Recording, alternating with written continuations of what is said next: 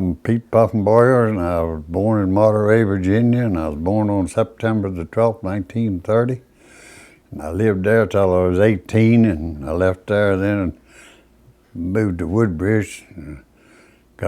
Stayed down there a while, and then I got married. I went to Pikesville, Kentucky, and got married, and come back, and went back to Woodbridge, and then I went to Fort Belvoir, and I worked over there for a couple of years, and then I went back to Monterey and lived back here a while. And then I moved back to Woodbridge, and was down in that area then for about 43 years, and then I moved back to Monterey, spent 10 more years, and then I moved to Stanton and spent 8 years. And then I moved down here to Locust Grove in 2006, and I've been down here ever since, and I've completely remodeled my house. I covered a trailer, made it into a nice home from a mobile home. And then in 2007, I lost my first wife, Hilda, and she passed away. And I was a loner for a year, and then Betty and I had been friends for about 40 years, where she came down to see me, and her and I got to talking, and we ended up, she had to go home, and I said, well, I'll just drive you home. So I drove her home. And then I came back on the train, and then Betty and I went back up to one of her parties. She had picking parties every year for about 20 years before that. So then we announced it up there that we were going to get married. One of the friends was sitting out there talking with me. He said, Pete, he said, we got to come by here and see Betty. He said, she's going to get lonesome here by herself. And I got up on the steps in there, Betty and I announced her wedding and put her engagement ring on.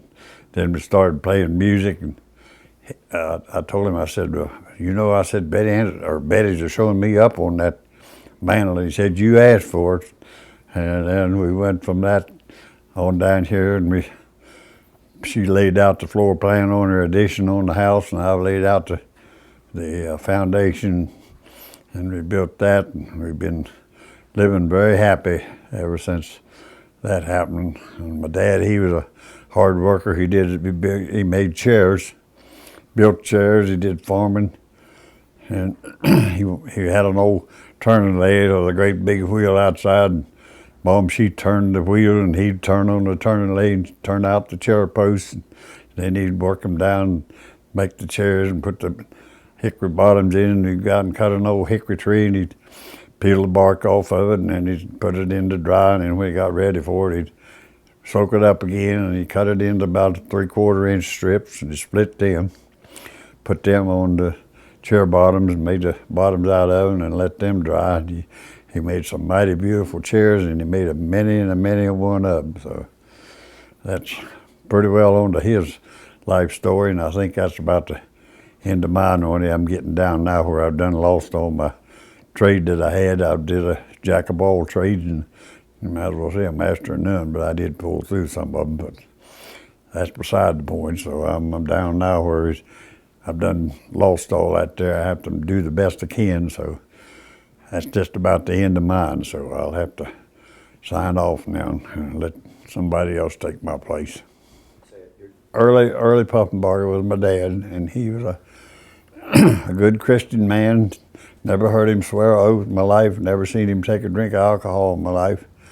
And I can't tell you the date he was born, but I know he was born in Monterey, but I'm not sure of the date. And he was a very good man. And my mother, she was she was a Halderman. Her name was Margaret Catherine Halderman, and they lived together, I think, 60 some years. I don't remember exactly.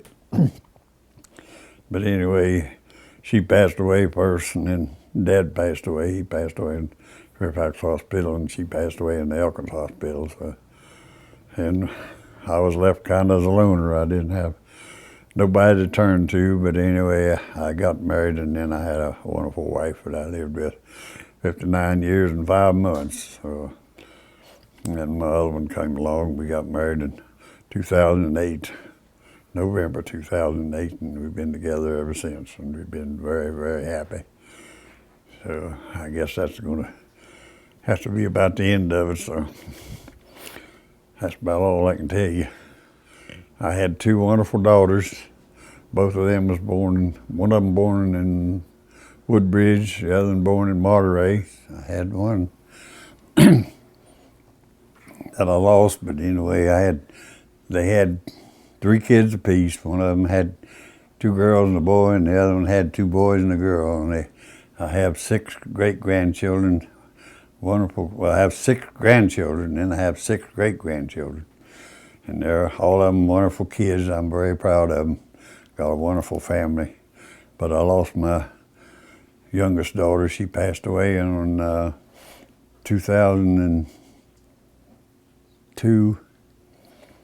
And she was 50 years old one day and passed away the next. So I had to give up on that, but he had plans for her, so I didn't question his decision. So my grandkids, they're all wonderful grandkids, and their great-grandkids are the same way. I think the world of all of them. So my grandkids, one of them is Terry Jr., and the other one is Scotty, and the other one is Missy. And Missy has a girl and a boy. Scotty has a girl and a boy, and Terry has a set of twins. So I got Terry's boys is Tyler and Carson and Tyler, and Scotty's is Jason, Grayston, and Missy's is Devin and Kendall, and they're very, very well families. Each one of them has a wonderful family, and they fit into the family very good. So I'm very well proud of them, and I hope our life continues on, that we can enjoy them for a long time. So that's about all I can tell you now. I'm a Baptist. He was a Methodist, but I become a Baptist. I got saved when I lived in Stanton, and I've been working for the Lord ever since. And I've did a lot of hard work over to Victory Run, Flat Run Baptist Church. The pastor and I did a lot of hard work over there after my first wife passed away, Hilda, and I worked over there to pass my time away. So, and I've been working in that church as long as I was able, but now I've got disabled, so I'm not able to do the things that I would like to do, but at least the pastor understands and he appreciates what I have done. So I'm very well thankful that I was able to bring the church as far as it has. It's grown a lot since I started going. I went there and started there in 2006, and I've been going there ever since. It started out with about 6 people, I think, when he started, and then got up to 100 in the main sanctuary, and it got overloaded, so we built a new one.